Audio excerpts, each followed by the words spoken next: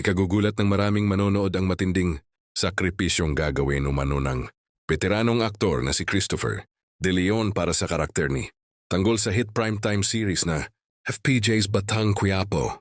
Ayon sa mga usap-usapan, haharap sa isang delikadong sitwasyon ang kanyang karakter kung saan pipiliin niyang isugal ang sariling kaligtasan alang-alang sa ikabubuhay ni Tanggol. Sa mga nagdaang episodes, malinaw ang lalim ng koneksyon ng kanyang karakter kay Tanggol. Mula sa pagiging mahigpit na kaalyado hanggang sa pagiging ama-amahan at tagapayo, unti-unting nabuo ang isang matibay na samahan na kinagiliwan ng mga manonood. Dahil dito, lalong tumitindi ang espekulasyon na ang kanyang magiging sakripisyo ang magsisilbing emotional na turning point ng serye. Marami ang naniniwalang ang eksenang ito ang magpapabago sa direksyon ng kwento habang papalapit sa mas matitinding kaganapan.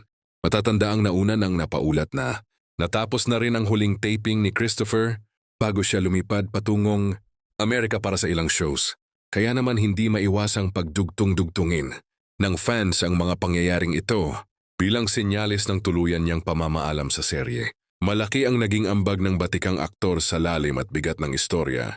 Naging epektibo siyang katuwang ng bidang si Coco Martin sa pagdadala ng mas tumitinding drama at aksyon na lalong nagpayaman sa takbo ng kwento. Sa mga susunod na gabi, tiyak na magiging emosyonal ang mga eksena kung saan masusubok ang tibay ng loob ni Tanggol. Abangan kung paano ilalatag ang makapagpagdamdaming sakripisyo ito sa FPJ's Paparusahan mo Batang ang lahat Quiapo ng mga lumabag sa magiging batas. marka sa puso ng mga manonood.